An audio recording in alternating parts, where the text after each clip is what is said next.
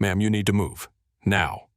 Those 5 words would cost Skyward Airlines $4.8 billion, destroy careers, and rewrite aviation history. But Marcus Webb didn't know that when he spoke them to the woman in Seat 1A of Flight 429. The first-class cabin of the Boeing 787 Dreamliner hummed with the quiet efficiency of wealth and privilege. Soft amber lighting cast a warm glow over cream-colored leather seats that cost more than most people's monthly salary. The air carried the subtle scent of expensive champagne-polished wood and that indefinable aroma of luxury that money could buy. Passengers spoke in hushed tones about mergers, acquisitions, and vacation homes in the Hamptons, their conversations floating through the cabin like whispered secrets of the elite. Crystal glasses clinked softly as flight attendants moved through the spacious aisles offering premium champagne and warm towels to passengers who accepted such treatment as their natural birthright. The carpet beneath their feet was plush enough to muffle even the sharpest footsteps, creating an atmosphere of serene isolation from the chaos of commercial aviation. Everything about the space whispered exclusivity, from the individual entertainment screens, larger than most home televisions, to the adjustable mood lighting that could transform the cabin from energizing brightness to restful twilight at the touch of a button. Dr. Vanessa Harper adjusted the sleeve of her navy Hermes suit and glanced at her Cartier watch. 47 minutes until departure from JFK to Geneva, where she would attend what might be the most important meeting of her career. The documents spread across her mahogany tray table represented 22 months of careful negotiation, due diligence, and strategic planning that would determine the fate of thousands of jobs and billions in shareholder value. The folder marked Project Lifeline. Confidential contained the final terms for a $4.8 billion liquidity injection that would save Skyward Airlines from bankruptcy. At 51, Vanessa had built Titan Capital Partners into one of the most respected distressed asset firms on Wall Street. She had rescued 17 companies from financial ruin, preserved over 60,000 jobs, and earned a reputation as someone who could see value where others saw only failure and despair. Her colleagues called her the corporate phoenix because she specialized in bringing dead companies back to life through a combination of strategic vision, operational expertise, and patient capital deployment. What they didn't know was that her motivation came from a deeply personal place, rooted in her own experiences with being underestimated and dismissed based on assumptions rather than accomplishments. 22 years ago, she had been a junior analyst flying to her first major client meeting in London. She had saved for 8 months to afford a business-class ticket, believing that confidence and preparation would overcome any obstacles that prejudice might place in her path. The flight attendant had accidentally spilled orange juice on her white silk blouse during beverage service, then suggested with false concern that she might be more comfortable in the economy section where such incidents wouldn't matter as much. That day, sitting in the airplane bathroom trying to clean orange stains from her only good shirt, while other passengers knocked impatiently on the door, she had made herself a promise that would shape every decision of her professional life. She would never be powerless again. She would build enough wealth, influence, and strategic capability to ensure that no one could ever make her feel small or unwelcome in spaces where she had earned the right to be. Marcus Webb approached her seat with the practiced stride of someone who had spent 16 years managing the first-class cabin of luxury aircraft. At 42, he carried himself with the authority of a man who believed his uniform gave him absolute power over his domain. His blonde hair was perfectly styled despite the early morning hour, and his blue Skyward Airlines blazer bore the gold stripes that marked him as senior purser with supervisory authority over the entire cabin crew. Behind his professional smile, however, stress lines revealed the pressure he had been under lately. The divorce had been finalized 4 months ago, taking half his assets and leaving him with alimony payments that stretched his airline salary beyond its breaking point. His supervisor had made it clear during his last performance review that customer satisfaction scores needed immediate improvement, and there had been whispered conversations about staff reductions that made everyone nervous about job security. Marcus had grown up in a household where his father, a former airline pilot, had filled dinner conversations with complaints about how the industry was changing, how standards were declining, and how certain types of people were pushing into spaces where they didn't belong. Those dinner table conversations had shaped Marcus's worldview in ways he didn't fully understand, creating assumptions and biases that felt like natural instincts rather than learned prejudices. Around them, other passengers settled into their seats with the casual entitlement of frequent flyers who expected perfection as a baseline rather than an aspiration. Isabella Martinez, a tech investor from San Francisco, tapped rapidly on her phone while reviewing quarterly reports from her venture capital portfolio. Her startup had just gone public, making her one of the youngest billionaires in Silicon Valley, though her casual designer jeans and understated jewelry made her wealth invisible to casual observers. Jake Thompson, an oil executive heading to a conference in Zurich, already had his first glass of Dom Perignon and was chatting with the elderly couple beside him about their anniversary trip to Switzerland. His Houston-based energy company had recently secured drilling rights in the North Sea, and he was in the expansive mood that came with closing billion-dollar deals before lunch. The atmosphere throughout the first-class cabin was one of comfortable privilege, where everyone understood the unspoken rules of luxury travel and the subtle hierarchies that governed interactions between passengers and crew. Money created its own language of expectation and deference, and Marcus had learned to read those signals with the precision of someone whose livelihood depended on maintaining the proper balance of service and authority. "Good morning, Marcus," said his voice carrying the polished cadence of customer service training refined through years of practice. "I just need to verify your seat assignment. We've had some unusual irregularities in our reservation database this morning, and I want to ensure everything is properly documented for departure." Vanessa looked up from her documents, her dark eyes taking in Marcus's expression with the analytical precision that had made her successful in hostile takeovers and contentious boardrooms. She had learned to read people quickly and accurately, parsing the difference between genuine concern and manufactured problems, designed to create leverage or justify predetermined outcomes. Something in his tone set off alarm bells that had been calibrated by decades of navigating corporate politics and institutional bias. This wasn't a routine verification check. The timing was suspicious, coming after other passengers had already been seated and served their welcome beverages. The phrasing was carefully neutral but carried undertones of challenge and skepticism that suggested conclusions had already been drawn. "My boarding pass shows seat 1A," she replied calmly, her voice carrying the quiet authority of someone accustomed to command and confident in her position. "Is there a specific issue I can help you resolve, or are you simply updating your passenger manifest for departure?" Marcus's smile tightened almost imperceptibly, a micro-expression that spoke volumes about his true intentions and the assumptions driving his approach to this interaction. He glanced toward the jet bridge where a red-faced man in a rumpled, expensive suit was arguing loudly with the gate agent, his voice carrying through the open aircraft door with the entitlement of someone who believed the world owed him accommodations. Bradley Mitchell was Skyward's most demanding frequent flyer, a pharmaceutical sales manager who flew twice monthly between major cities and treated airline staff like personal servants whose primary purpose was anticipating and fulfilling his needs.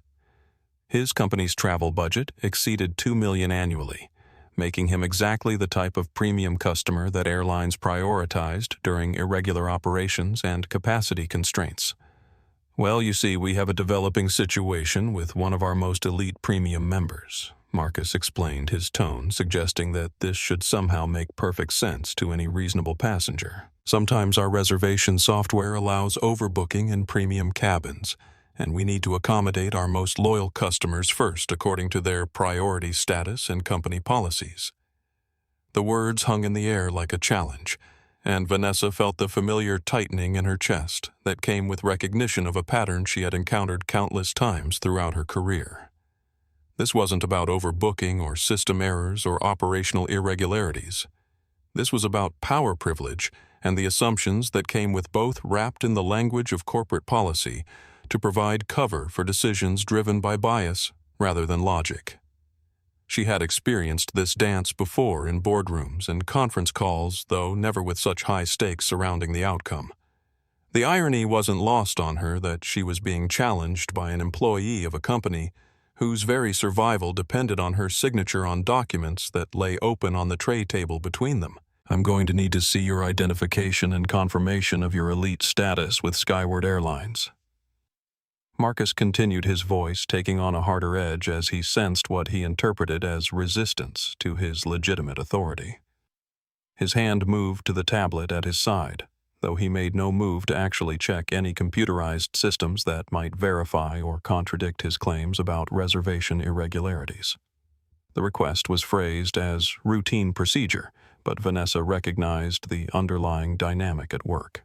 In her experience, passengers who looked the part were rarely asked to provide additional documentation beyond their boarding passes and standard identification.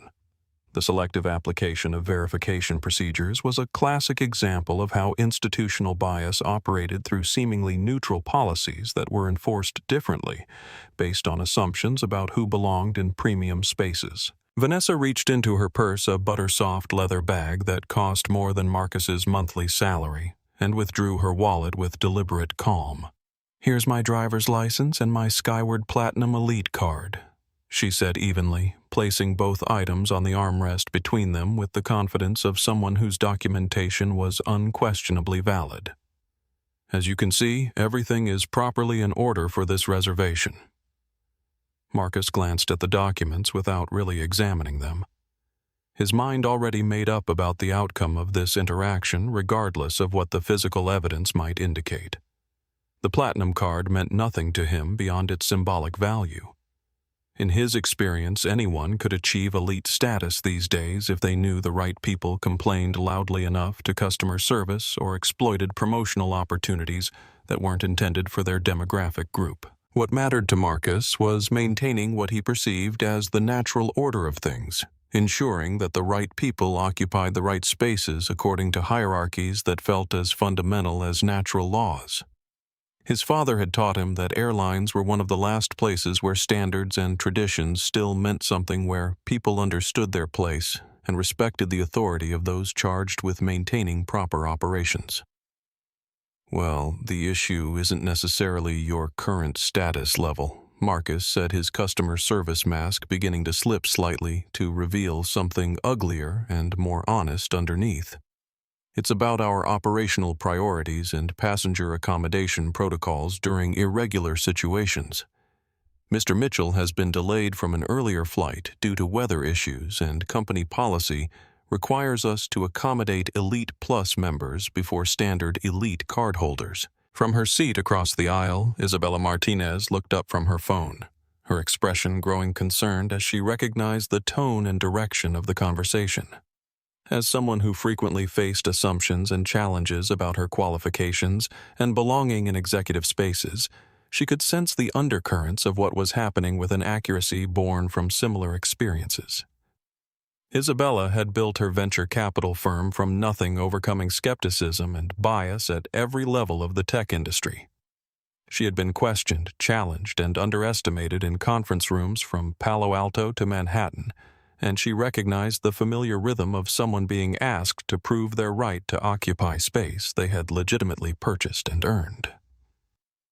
Other passengers throughout the first-class cabin began to notice as well, their conversations quieting as the tension became increasingly difficult to ignore. The atmosphere of comfortable privilege was being disrupted by something that made everyone uncomfortable in different ways.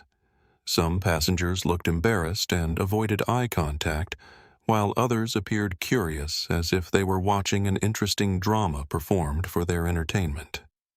"I purchased this seat 3 weeks ago," Vanessa replied, her voice remaining calm despite the adrenaline beginning to course through her system, and the recognition that this situation was escalating beyond reasonable bounds. "My assistant confirmed the reservation yesterday morning, and I checked in online without any issues or system notifications about potential conflicts. There is no operational irregularity here that requires my accommodation." Marcus's jaw tightened with visible frustration as his assumptions collided with Vanessa's composed resistance to his authority. He wasn't accustomed to being questioned or challenged, especially not by someone he had already categorized as not belonging in this space based on visual cues and instinctive judgments that felt more reliable than official documentation. In his mind, the fact that she was arguing proved his point about entitlement and people pushing boundaries they shouldn't cross. A passenger who truly belonged in first class would understand the implicit hierarchies and defer to crew authority without creating scenes or demanding explanations that challenged operational decisions. "Ma'am, I'm going to need you to lower your voice," Marcus said, though Vanessa had never raised hers above a conversational tone that was quieter than the normal ambient noise of passenger boarding and pre-flight preparations.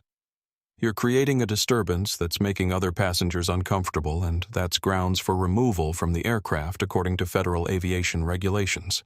The accusation hung in the air like smoke from a fire that was beginning to rage beyond anyone's ability to contain or control. Vanessa felt the familiar sensation of watching a situation spiral into territory where logic and evidence became irrelevant compared to predetermined narratives and institutional power dynamics.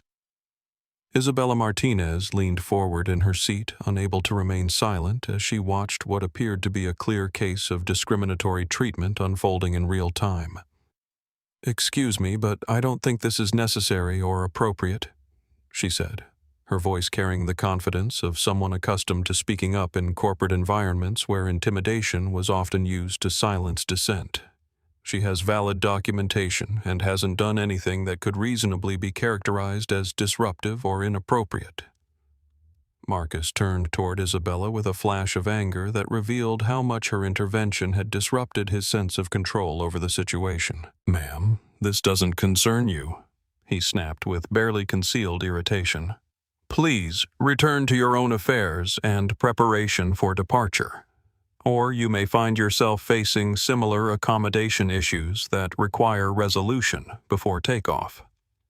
The threat was delivered with the casual confidence of someone who believed his uniform and position granted him unlimited authority over passenger behavior and seating arrangements. Marcus had learned that most people would back down when faced with the possibility of flight delays or removal from aircraft, preferring to avoid confrontation rather than risk missing important business meetings or vacation plans.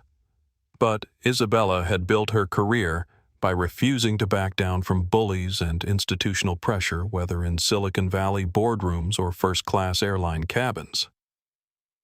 "Are you threatening me for witnessing potential discrimination?" she asked, her phone already positioned to document whatever happened next. "Because that would be remarkably poor judgment on your part, and this airline's part."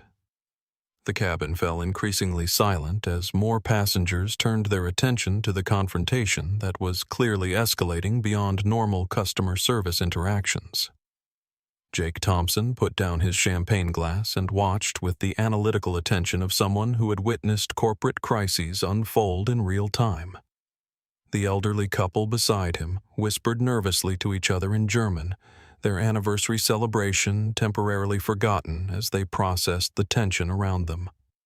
Marcus felt the eyes of the cabin on him and recognized that he had reached a point where backing down would mean losing face in front of passengers whose respect and recognition he craved as validation of his authority and professional competence. His supervisor, Patricia Hayes, was watching from the galley with an expression that suggested she was calculating the potential consequences of various outcomes, rather than intervening to de-escalate the situation.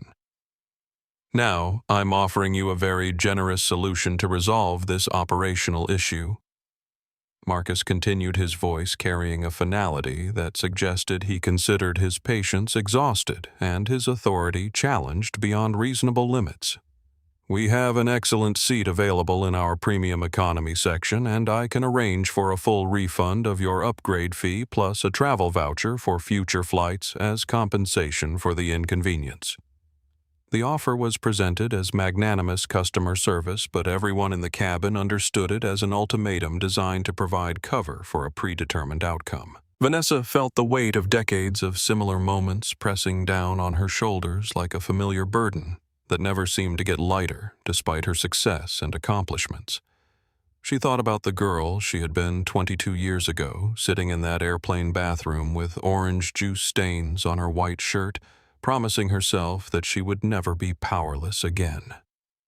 She thought about the 60,000 employees whose jobs depended on the deal documented in her briefcase, and about every boardroom where she had been the only black woman present required to prove her qualifications and earn respect that was automatically granted to others.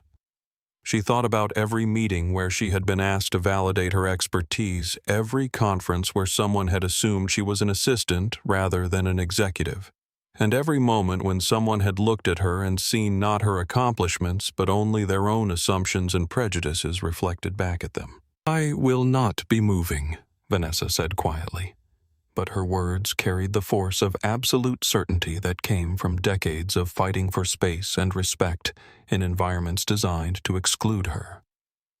"I have paid for this seat according to your published policies.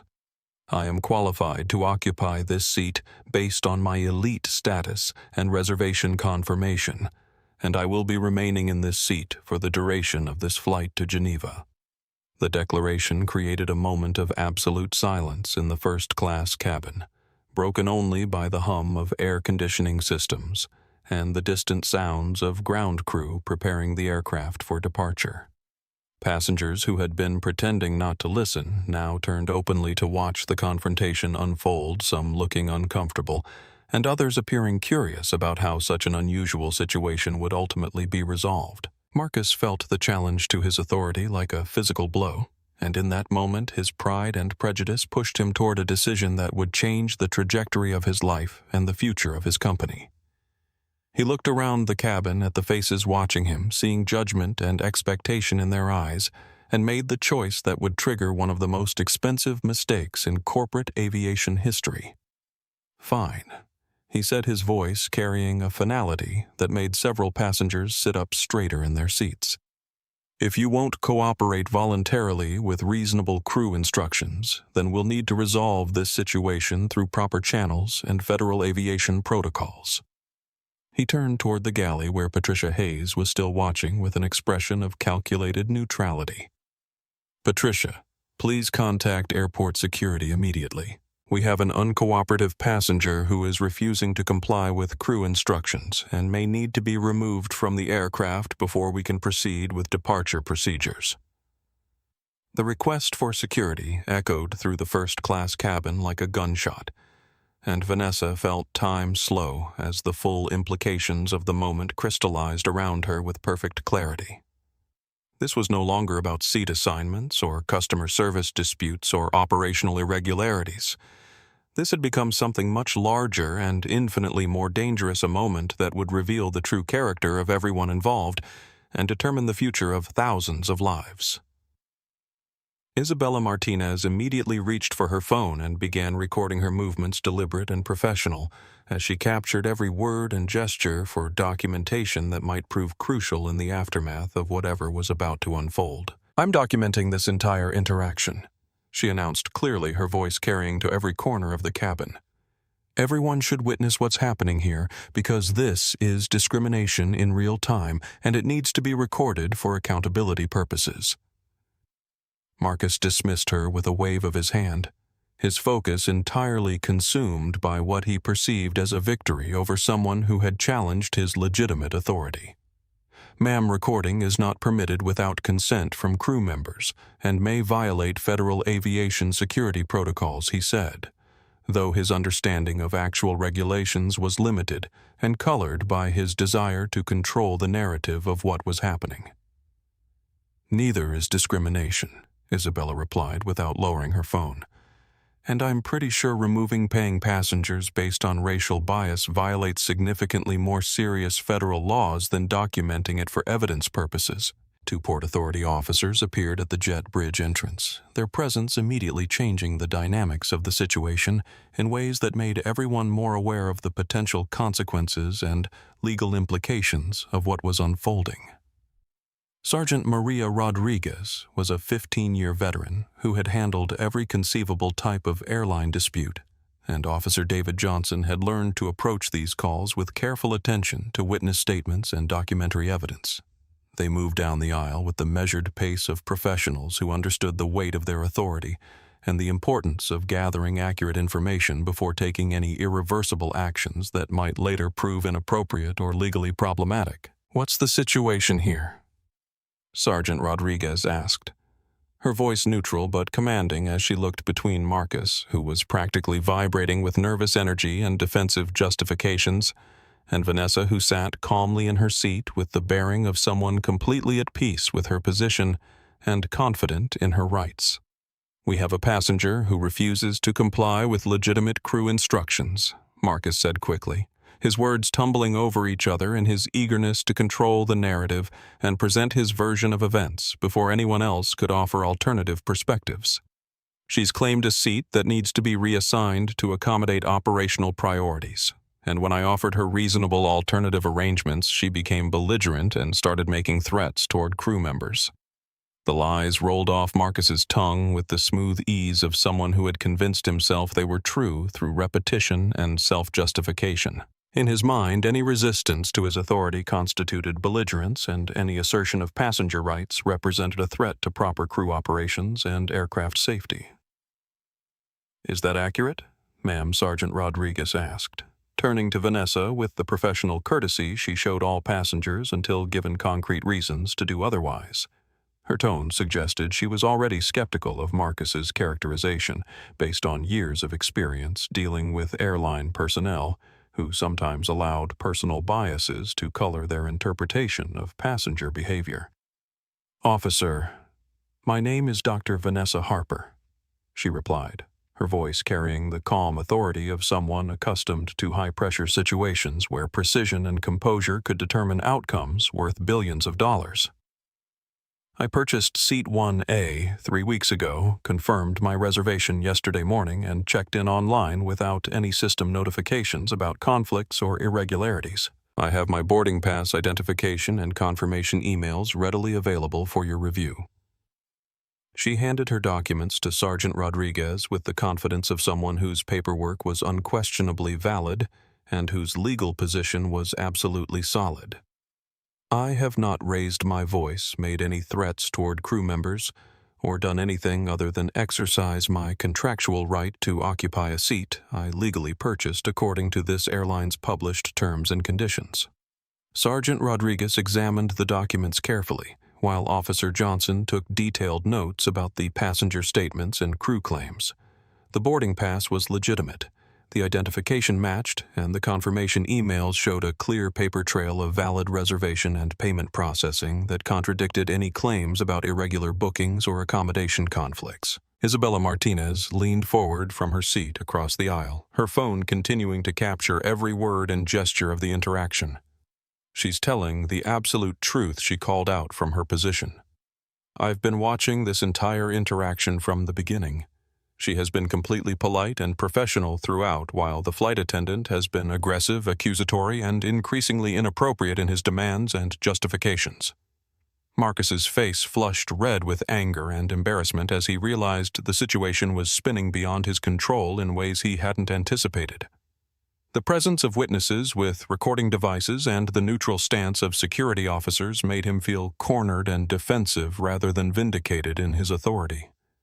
"That passenger doesn't know what she's talking about and has no context for operational decisions," Marcus snapped, pointing an accusatory finger at Isabella with barely concealed hostility. "I'm the senior crew member on this aircraft, and my word carries official authority in matters of passenger accommodation and safety protocols."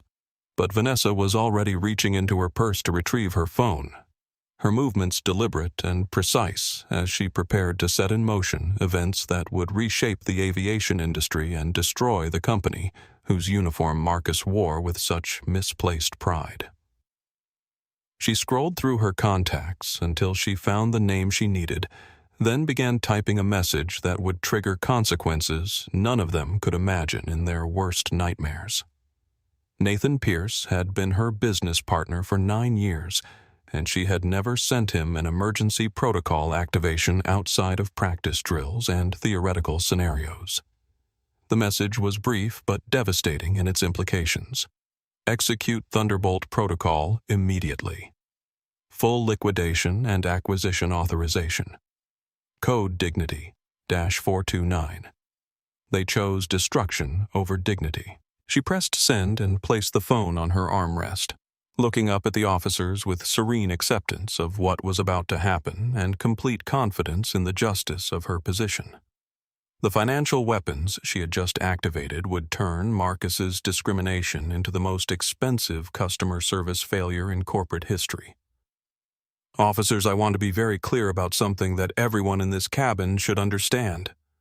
Vanessa said, her voice carrying to every corner of the first-class section with the authority of someone who had commanded boardrooms and negotiated billion-dollar deals. I am the CEO of Titan Capital Partners, one of the largest distressed asset firms on Wall Street. My company is currently negotiating a $4.8 billion investment package to save Skyward Airlines from bankruptcy. She gestured toward the documents spread across her tray table, the papers that contained terms and conditions that would determine whether this airline continued to exist or joined the graveyard of failed carriers. The documents on my tray table contain the final terms of that agreement, which I was flying to Geneva to execute in a meeting scheduled for tomorrow morning. If I am removed from this aircraft for exercising my legitimate right to occupy a seat I purchased, that deal dies permanently, and this airline will file for Chapter 11 bankruptcy within 72 hours. The words landed like thunderbolts in the suddenly silent cabin, their implications rippling through the space like shockwaves from an explosion that would destroy everything in its path. Bradley Mitchell's mouth fell open as he realized the magnitude of what he was witnessing, and his own role in triggering events that would affect thousands of lives and billions in economic value. Patricia Hayes emerged from the galley with her face pale as recognition and horror dawned in her expression. Several passengers began whispering urgently among themselves as they processed the information and its potential impact on their own travel plans and the broader aviation industry.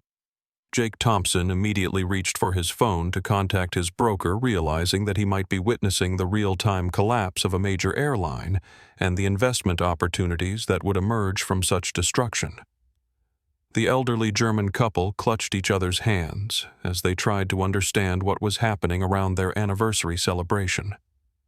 Marcus stared at Vanessa as if she had spoken in a foreign language, his mind struggling to process information that completely contradicted every assumption he had made about her identity qualifications and right to occupy premium cabin space. The cognitive dissonance was so complete that he couldn't immediately adjust his worldview to accommodate the reality of his catastrophic error in judgment.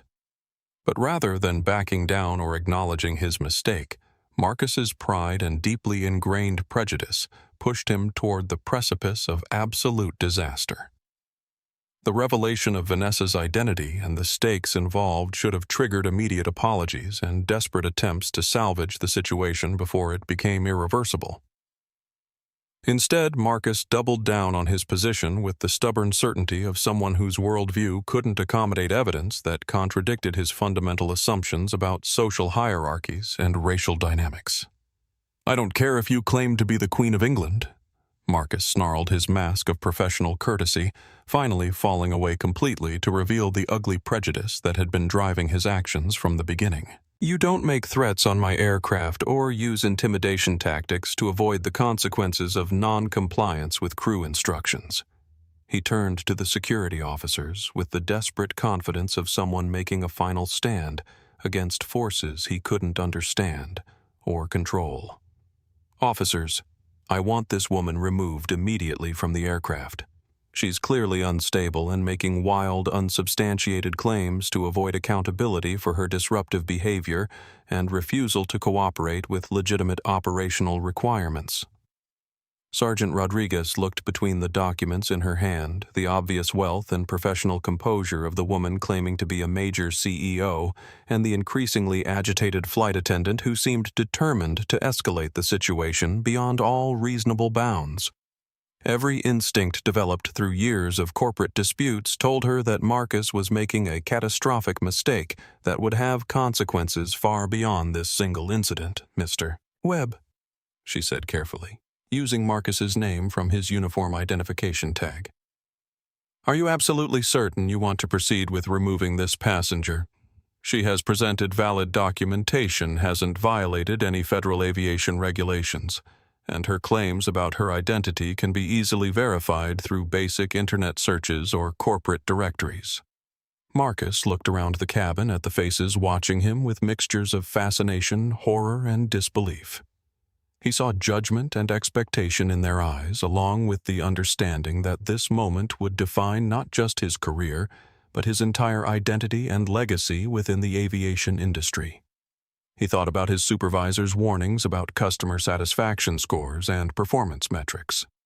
He considered his ex-wife's demands for alimony payments and the financial pressure that made job security paramount to his survival. He looked at Bradley Mitchell's expectant expression and the implicit pressure to prioritize elite frequent flyers over other considerations. In that crucial moment when wisdom should have prevailed over prejudice and professional judgment should have overruled personal bias, Marcus made the decision that would destroy his career, bankrupt his employer, and transform him into a cautionary tale about the devastating costs of institutional discrimination. Remove her, Marcus said with absolute finality, his voice carrying the weight of decisions that would affect thousands of lives and reshape an entire industry. I am the authority on this aircraft, and I want her gone immediately. No exceptions, no further discussion, no accommodation of threats or intimidation tactics. The officers exchanged a glance that spoke volumes about their assessment of the situation and their recognition that they were probably about to participate in a serious mistake with far-reaching consequences. But they had been called by the flight crew and had protocols to follow regardless of their personal judgment about the wisdom of the actions being requested. They approached Vanessa's seat with the reluctant professionalism of people who suspected they were about to make a decision they would regret for the rest of their careers. Ma'am, we're going to need you to gather your belongings and come with us, Sergeant Rodriguez said, her tone apologetic but firm, as she prepared to execute an order that felt fundamentally wrong. Vanessa looked at each officer in turn, then surveyed the passengers who were watching with mixtures of horror, fascination, and shame. Isabella Martinez's phone camera captured her expression of calm dignity in the face of institutional humiliation, creating a record that would soon be viewed by millions of people around the world. I understand you're following protocol, Vanessa said as she slowly gathered her documents and closed her briefcase with deliberate precision. But I want everyone in this cabin to remember what you've witnessed here today. Remember that a black woman was removed from a seat she legally purchased because a flight attendant decided she didn't belong in first class. Remember that dignity and respect aren't guaranteed even when you've earned them through success and achievement. She stood with graceful composure, her navy suit immaculate despite the stress and humiliation of the confrontation. As the officers gently guided her toward the aisle, Marcus stepped forward with a smirk of victory that revealed his complete failure to understand the magnitude of what he had just set in motion. Next time, maybe you'll think twice before trying to occupy spaces where you don't belong. Marcus said his words carrying the cruel satisfaction of someone who believed he had won an important battle against forces that threatened his understanding of proper social order. The physical removal was captured from multiple angles as passengers throughout the cabin documented the scene with their phones, creating a permanent record of institutional discrimination that would soon trigger the most expensive corporate collapse in aviation history.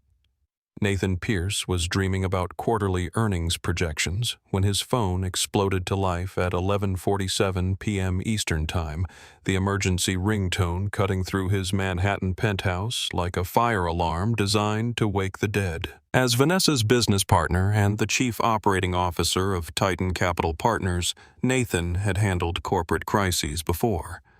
But the Thunderbolt protocol was something they had hoped never to deploy outside of theoretical scenarios and practice drills. He rolled out of his king-sized bed with military precision, his mind instantly sharp, despite the late hour, as years of crisis management training took over his cognitive processes. The Thunderbolt Protocol wasn't just a contingency plan or a negotiating tactic. It was a weapon of financial destruction that Vanessa had designed specifically for situations where institutional discrimination threatened their business operations or personal dignity. Within minutes of receiving the coded message, Nathan was speed-dialing the crisis response team while pulling on clothes with the efficient movements of someone who had rehearsed emergency scenarios countless times. His phone buzzed with confirmations from 25 of the most ruthless financial analysts on Wall Street, each one a specialist in corporate warfare and distressed asset acquisition. The Titan Capital Partners headquarters occupied 4 floors of a gleaming tower in Lower Manhattan, its war room equipped with trading terminals that could move billions of dollars with individual keystrokes. By midnight, the space hummed with activity as traders, analysts, and corporate lawyers materialized from across the city like a financial SWAT team responding to a crisis that demanded immediate and overwhelming response. Emergency lighting cast dramatic shadows across screens, displaying stock charts, debt structures, and market positions that would determine the fate of Skyward Airlines and its 47,000 employees. The atmosphere was electric with the anticipation of executing a financial strategy that would simultaneously destroy their target and position Titan for massive profits from the resulting chaos. "Talk to me about our current position," Nathan commanded as he surveyed the assembled team, his voice carrying the authority of someone who had orchestrated hostile takeovers worth hundreds of billions of dollars. The war room fell silent as analysts pulled up the relevant data that would guide their assault on Skyward Airlines' financial infrastructure. Sarah Kim, their head of distressed assets and a former Goldman Sachs managing director, pulled up the relevant files with practiced efficiency that came from years of executing complex financial strategies under extreme time pressure. Titan currently holds a strategic equity position in Skyward Airlines worth approximately $60 million in common stock. She reported, her fingers flying across her keyboard to display relevant charts and data points.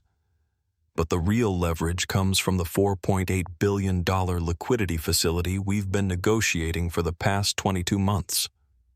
The termination clause allows us to withdraw based on material adverse changes to corporate reputation, operational capability, or institutional culture that could affect long-term viability.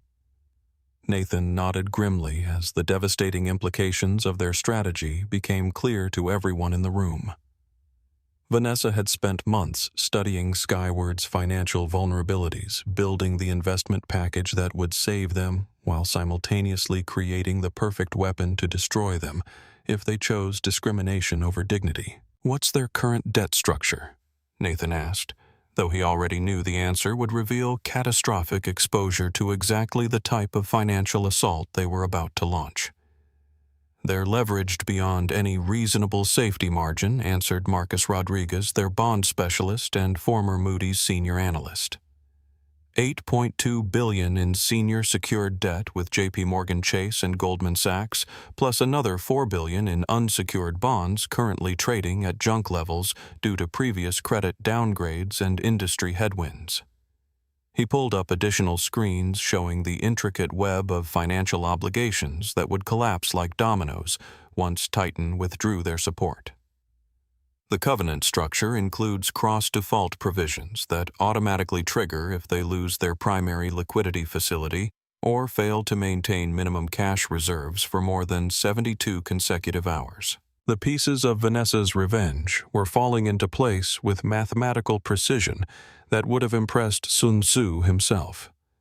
She had created a financial mousetrap that would spring closed the moment someone chose prejudice over basic human decency, turning their discrimination into the mechanism of their own destruction.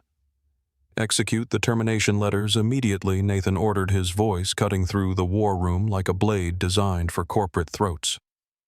"I want formal notice of withdrawal delivered to their general counsel, their board of directors, and the Securities and Exchange Commission before Asian markets open for trading." He turned to Sarah Kim with the focused intensity of a general deploying nuclear weapons against an enemy that had chosen its own destruction. Prepare our short position with maximum leverage. We're going to bet against them with every resource at our disposal. Then buy their assets for pennies on the dollar when they collapse under the weight of their own prejudice. The war room erupted into controlled chaos as the team implemented a financial strategy that would send shockwaves through global markets and redefine the relationship between corporate culture and shareholder value. Phone calls went out to Bloomberg reporters, CNBC producers, and Wall Street Journal financial editors who had cultivated relationships with Titan over years of successful deals and exclusive access to breaking news. The story of a black CEO being dragged off an airplane by the company she was trying to save was exactly the kind of narrative that would dominate news cycles, destroy stock prices, and create the perfect storm of public relations disaster, combined with financial devastation that would make recovery impossible. "What's our maximum short position capability?" Nathan asked as he reviewed the preliminary trading strategy that would amplify any downward movement in Skyward's stock price by factors that would generate profits exceeding the gross domestic product of small nations. "We can establish derivative positions worth approximately $1.2 billion in downside bets," replied Jennifer Walsh, their head of trading operations and former managing director at Deutsche Bank. "Between direct shorts, put options, credit default swaps, and synthetic instruments, we can amplify any decline in their market value by a factor of 25 to 30. Nathan felt the cold satisfaction that came with executing financial warfare against institutions that chose discrimination over basic human decency. Skyward Airlines had just committed corporate suicide by humiliating the one person who could save them, and now they would face consequences that would redefine the meaning of expensive mistakes. "Execute everything immediately," Nathan commanded with the authority of someone unleashing forces that would reshape an entire industry. "I want us positioned before Asian markets open, and get me a direct line to Swiss authorities at Geneva Airport. Vanessa's going to need legal protection and media support when this story breaks internationally." At 37,000 feet over the Atlantic Ocean, Marcus Webb was pouring Dom Perignon for Bradley Mitchell and basking in what he perceived as successful resolution of a challenging passenger situation. The first-class cabin had settled into the quiet luxury that defined premium airline service, and Marcus believed he had successfully maintained proper standards and appropriate passenger placement according to established hierarchies. "Excellent vintage," Bradley commented as he sampled his champagne, completely oblivious to the financial catastrophe he had inadvertently triggered through his sense of entitlement and expectation of preferential treatment. "Much better than what United serves in their first-class cabin, and certainly more professional service than I've experienced on Delta recently." Marcus smiled with professional pride, unaware that his career was already over, and his employer was hemorrhaging market value by millions of dollars every minute. The satisfaction he felt from maintaining what he perceived as proper standards would soon be replaced by the horror of understanding that his prejudice had destroyed everything he claimed to protect. In Seat 4, C. Isabella Martinez was live tweeting the incident to her 150,000 followers, her posts gaining viral traction with every passing minute, as social media algorithms amplified content that generated strong emotional responses and engagement metrics. "Just witnessed the most insane display of airline racism I've ever seen," she typed into her phone with fingers that trembled slightly from adrenaline and outrage. "Black woman, CEO, removed from first-class seat. She paid for because flight attendant wanted to give it to entitled white frequent flyer. This is 2024, not 1924. Hashtag Justice for Vanessa." The hashtag Justice for Vanessa began trending within 30 minutes as Isabella's followers shared the story across multiple social media platforms, their outrage amplified by her video documentation of every humiliating moment of Vanessa's removal. Her footage shot with professional quality equipment and edited for maximum emotional impact captured the dignity and composure of a successful businesswoman being treated like a criminal for the crime of existing while black in a space where someone decided she didn't belong. The video showed Marcus's increasingly aggressive behavior contrasted with Vanessa's calm professionalism, creating a narrative that resonated with millions of people who had experienced similar discrimination in their own lives.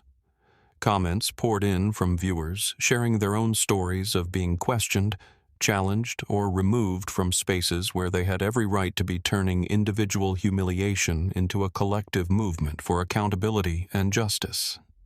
Meanwhile, in New York, the overnight trading session was beginning, and Skyward Airline stock was still trading at its previous closing price of $71.20 per share. The company's market capitalization stood at approximately $14 billion, making it a mid-sized player in the competitive airline industry that seemed stable and profitable to casual observers. Within hours, those numbers would become meaningless as global markets registered the full impact of Marcus's decision and the financial weapons that Vanessa had unleashed in response to her humiliation. The first major news outlet to pick up the story was Business Insider, whose overnight editor received a detailed tip from one of Titan's media contacts, along with supporting documentation and exclusive access to financial details that would drive massive readership and advertising revenue. The headline read, "Private Equity CEO claims she was racially profiled and removed from flight by airline she was about to rescue from bankruptcy." The article included Isabella's viral video screenshots of Vanessa's professional credentials and corporate biography and detailed context about the pending $4.8 billion investment deal that had just evaporated due to institutional discrimination.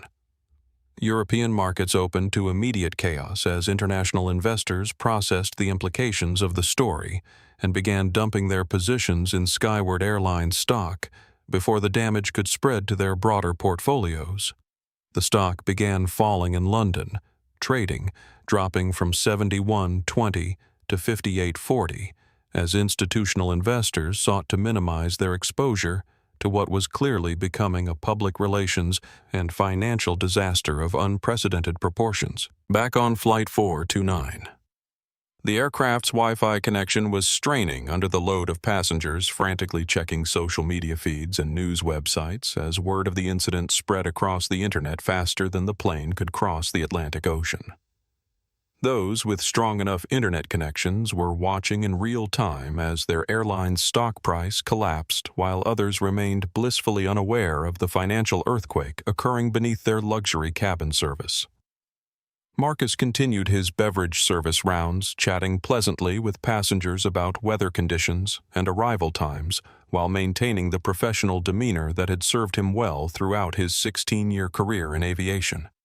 He had no idea that his name was already trending on Twitter, alongside hashtags calling for boycotts, federal investigations, and corporate accountability measures that would reshape the entire industry. Isabella's follower count was exploding as news outlets reached out for exclusive interviews, and her documentation of institutional discrimination went viral across multiple platforms simultaneously.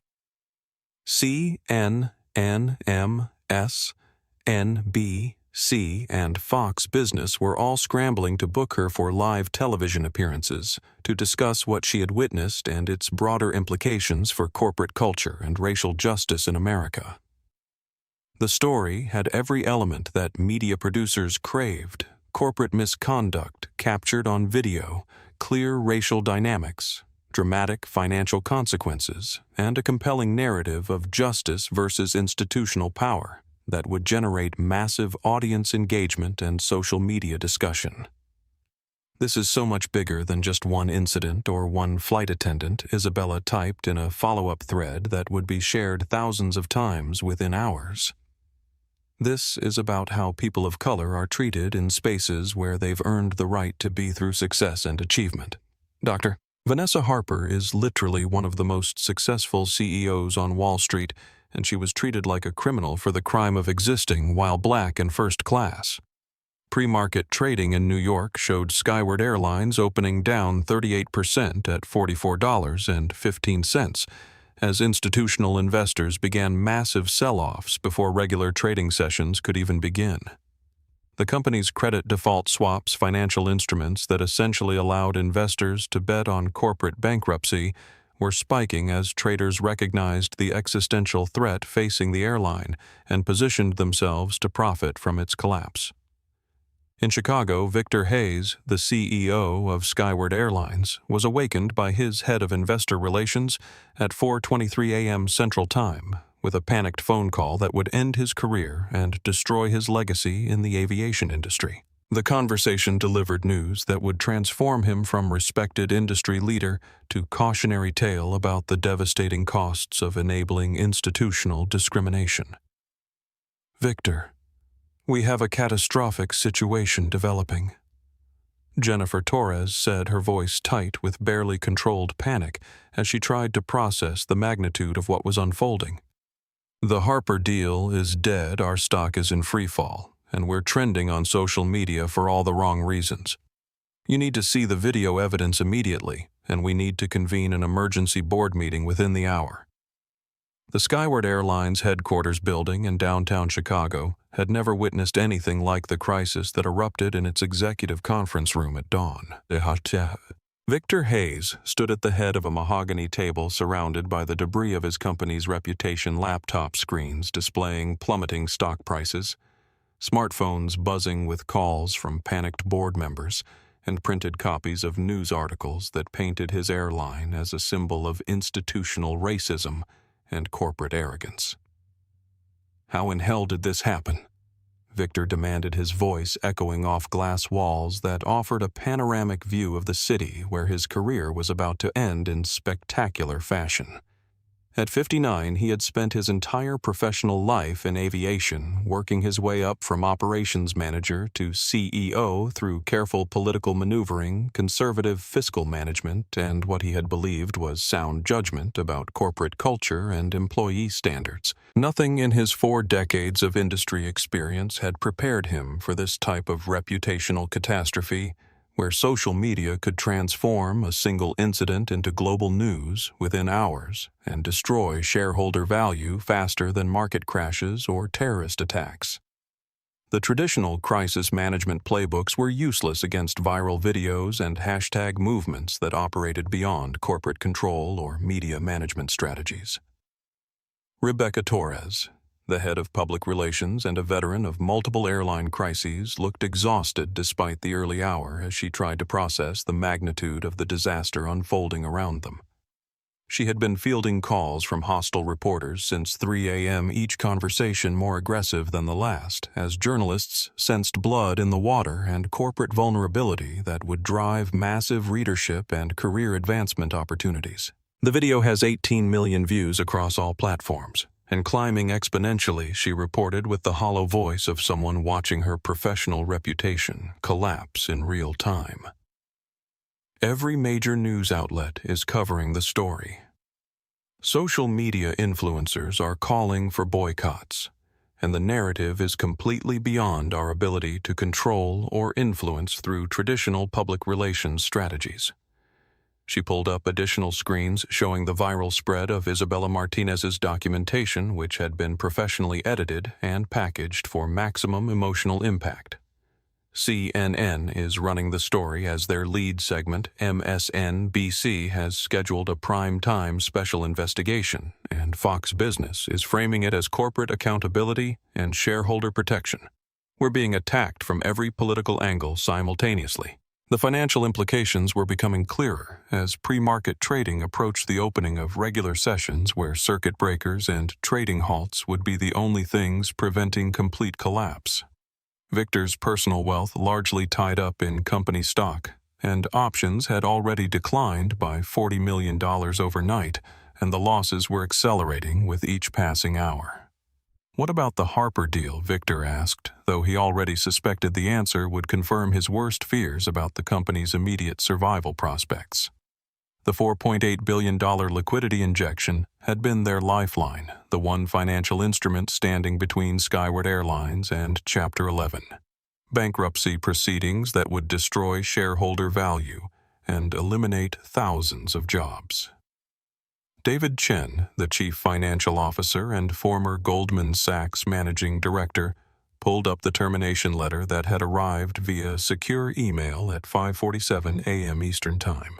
The legal language was precise and devastating, leaving no room for negotiation or appeal processes that might salvage some portion of the collapsed agreement.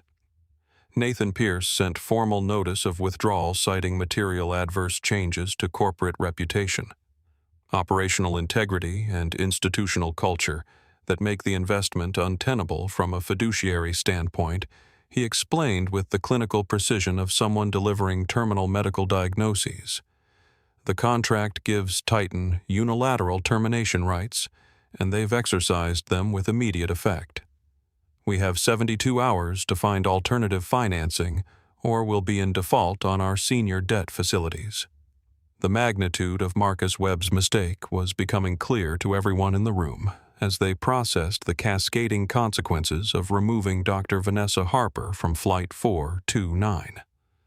By choosing discrimination over basic customer service, he hadn't just caused a public relations problem or a social media controversy. He had triggered the financial destruction of his own employer and the elimination of 47,000 jobs across the aviation industry. "What are our alternatives for emergency financing?" Victor asked, though his tone suggested he already understood that options would be extremely limited given the circumstances and the toxic nature of their public profile. "We can attempt to reach out to other private equity firms and institutional lenders," David replied with obvious reluctance to deliver more bad news. "But they'll want detailed explanations for why Titan walked away from a deal they'd spent 22 months negotiating. Once they see the viral video and understand that we removed our own potential savior from an aircraft, they're going to demand significantly worse terms or refuse to engage entirely." He pulled up additional financial projections showing the company's rapidly deteriorating position across multiple metrics. No sophisticated investor wants to be associated with this type of legal liability, reputational damage, or institutional culture. We're effectively toxic to the capital markets until this resolves, and resolution could take years through litigation and regulatory processes. Meanwhile, Marcus Webb's cousin, Rebecca Webb, who served as Skyward's Vice President of Human Resources, was facing her own career-ending crisis as she reviewed documentation that would soon become evidence in federal discrimination investigations and congressional hearings. She had spent years trying to distance herself professionally from Marcus's attitudes and behavior, knowing that his prejudices were both morally wrong and legally dangerous for corporate liability. Now his actions were threatening to destroy not just his career, but potentially hers as well, along with the careers of hundreds of other employees who had worked to build a more inclusive and professional corporate culture. The irony wasn't lost on her that she would need to testify against her own family member to protect the company and demonstrate that his behavior wasn't representative of institutional policies. "I need to make something absolutely clear to this executive team," Rebecca said, her voice steady despite the chaos surrounding them and the personal cost of what she was about to reveal. "I've been documenting Marcus's discriminatory behavior for the past 18 months, including multiple incidents where he treated minority passengers with obvious bias and contempt. I have formal complaints that were filed with corporate human resources along with witness statements and incident reports that demonstrate a clear pattern of institutional discrimination." The conference room fell silent as the implications of her statement registered with everyone present. If Rebecca had comprehensive documentation proving that Marcus's behavior was part of an established pattern and that the company had failed to address it through proper disciplinary channels, Skyward Airlines could face not just public relations disasters and financial collapse, but also massive legal liability through federal civil rights violations and class action lawsuits. Victor felt the walls closing in around him as he realized that his company was facing a perfect storm of financial destruction, legal exposure, and reputational damage that would be impossible to survive even with unlimited resources and expert crisis management. The stock price was collapsing, debt covenants were triggering, and now there was documented evidence of institutional knowledge about discriminatory practices that had been ignored by senior management. "How many documented incidents are we talking about?" Victor asked with the grim resignation of someone who already knew the answer would be devastating for potential legal defenses and corporate liability strategies. 23 separate formal complaints over 18 months. Rebecca replied, her voice carrying the weight of someone who had tried to prevent exactly this type of catastrophe through proper reporting channels. Each incident involved Marcus treating minority passengers differently from white passengers in identical circumstances. Each complaint was filed according to corporate procedures, and each was dismissed without proper investigation because his supervisor consistently characterized his behavior as maintaining appropriate standards. She pulled up her files on the conference room's main screen, displaying a comprehensive record of discriminatory incidents that would soon become exhibits in federal court proceedings and congressional investigations. The pattern is unmistakable to anyone who reviews the documentation objectively. Marcus Webb was enabled and protected by supervisory staff who shared his biases and saw his discrimination as appropriate enforcement of unstated policies about passenger hierarchies. The revelation transformed their crisis from a public relations disaster into a potential criminal matter that could result in federal charges, massive financial penalties, and prison sentences for executives who had enabled discriminatory practices through willful blindness and institutional negligence. Victor's phone buzzed with an incoming call from Congressman Michael Rodriguez, the chairman of the House Transportation and Infrastructure Committee, whose staff had already scheduled emergency hearings about discrimination in the airline industry. The speed with which federal legislators were responding demonstrated the political potency of Isabella Martinez's viral documentation and the public outrage it had generated. "Get Marcus on the phone immediately," Victor commanded, though he knew the conversation would be pointless given that Flight 429 was still over the Atlantic Ocean with limited communication capabilities. "I want him terminated for cause the moment that aircraft touches down, and I want our legal team to start preparing for the lawsuits, federal investigations, and congressional hearings that are coming our way." But Marcus Webb was 37,000 feet above the ocean, serving premium beverages to passengers in a first-class cabin while remaining completely unaware that his discriminatory behavior had already ended his career and destroyed his employer. The irony of his situation would become clear only when Captain Sarah Rodriguez received the emergency communication from Skyward Airlines operations that would change his understanding of reality forever. The secure message that appeared on the aircraft's communication system was unlike anything Captain Rodriguez had seen in her 21 years of commercial aviation. Flight 429 priority message from operations. Senior purser Marcus Webb to be immediately relieved of all duties and confined to crew quarters upon receipt. Do not allow passenger interaction. Company facing existential crisis due to passenger removal incident. Stock down 67%. Legal team standing by in Geneva. Acknowledge immediately.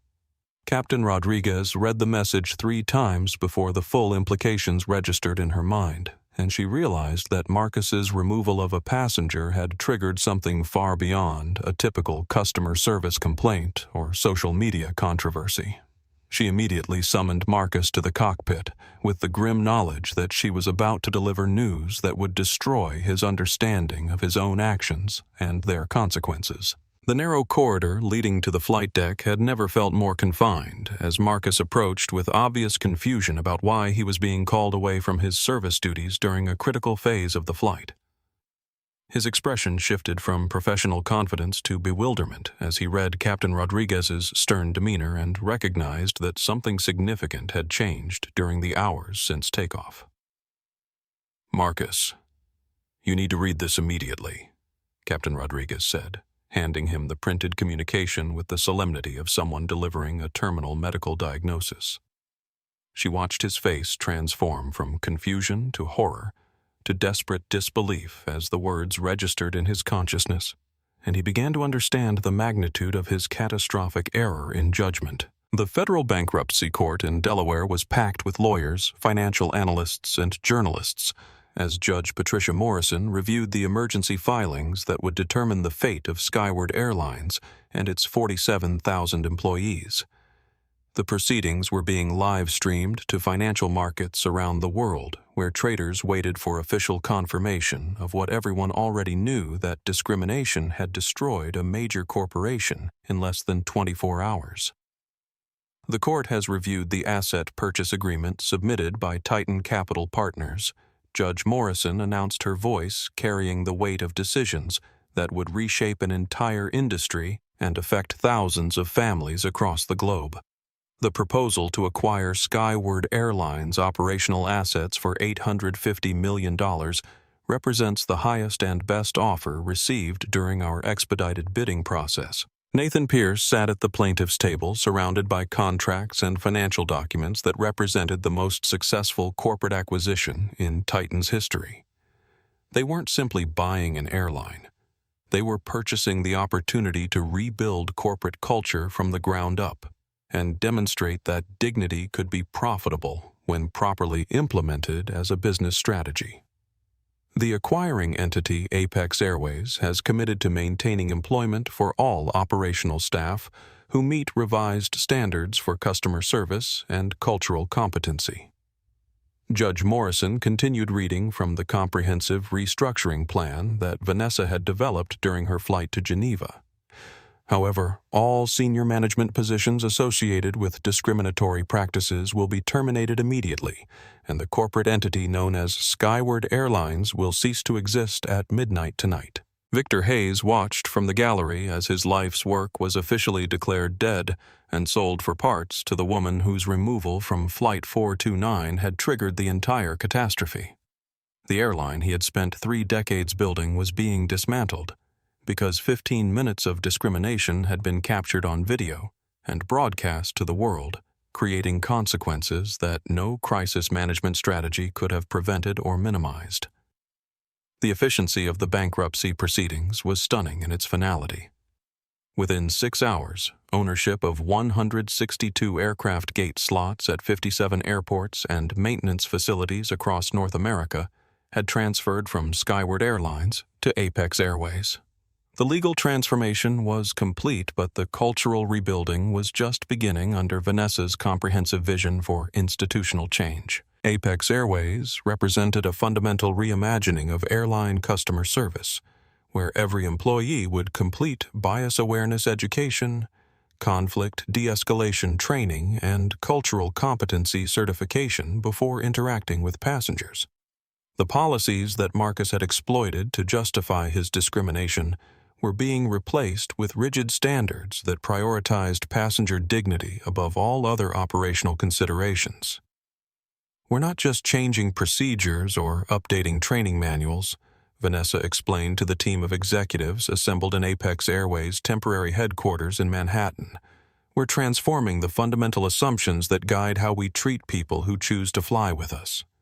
Every passenger who boards one of our aircraft will be treated with respect and dignity, regardless of their appearance, accent, or any assumptions about their background or qualifications." The financial markets responded enthusiastically to Apex Airways' emergence from Skyward's destruction with investor confidence driven by Titan's reputation for operational excellence, combined with their commitment to cultural transformation.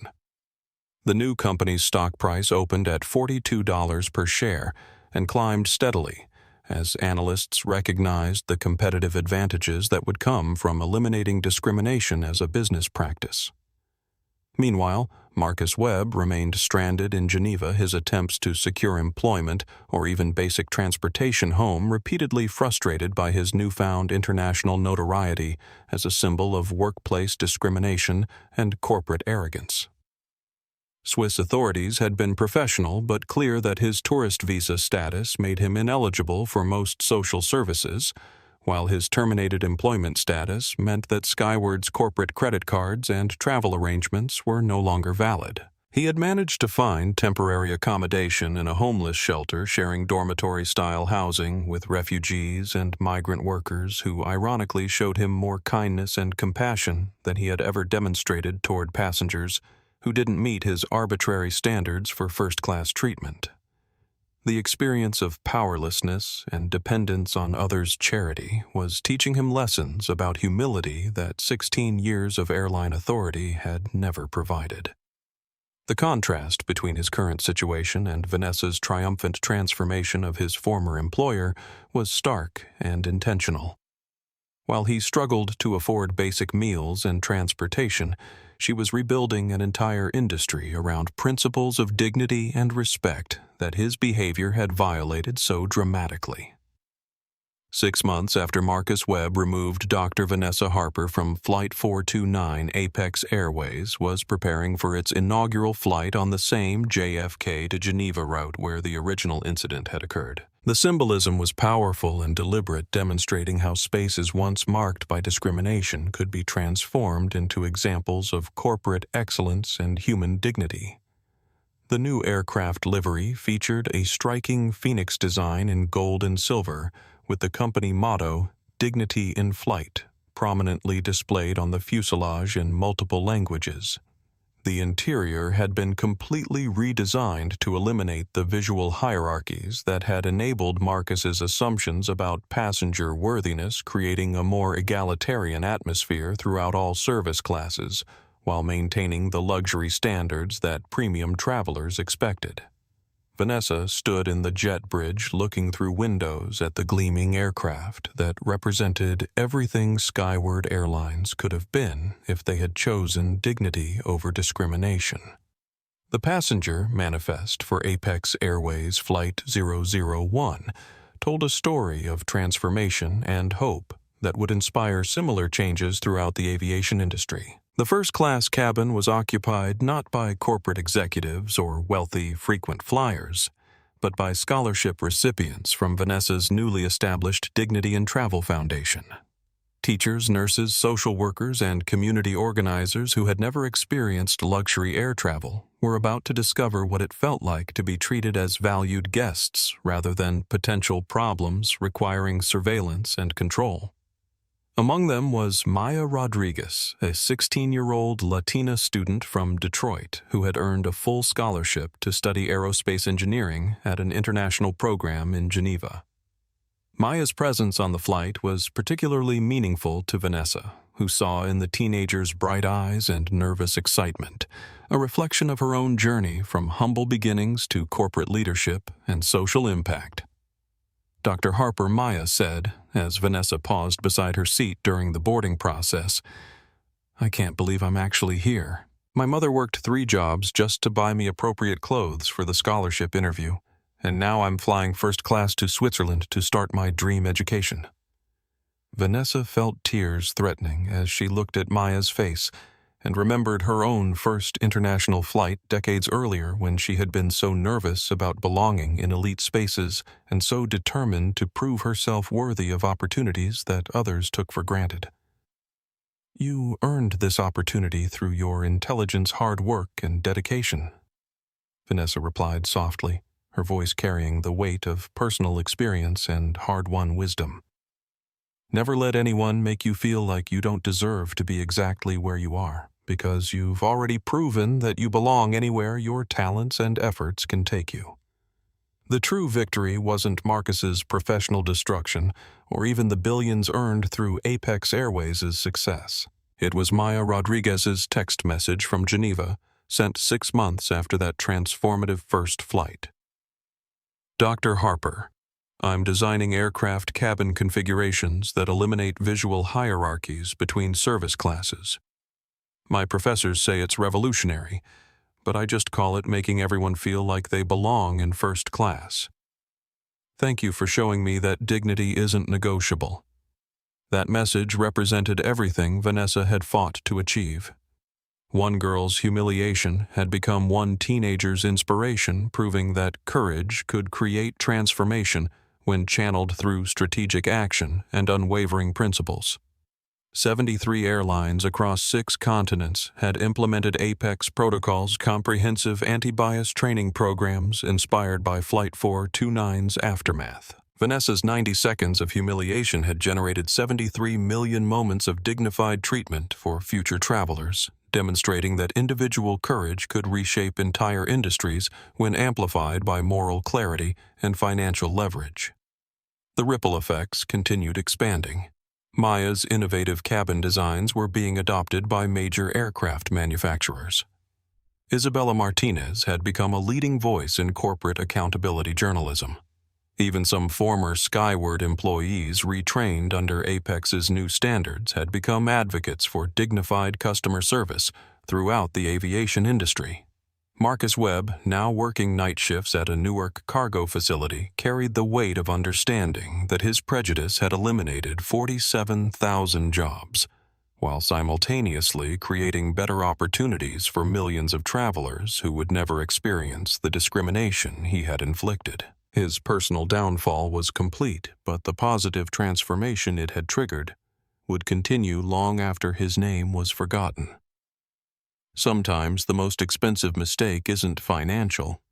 It's forgetting that respect costs nothing to give, but can destroy everything when withheld. Marcus thought he was removing an unwanted passenger from a seat, but he was actually tearing down his own airline and building a better one from its ashes.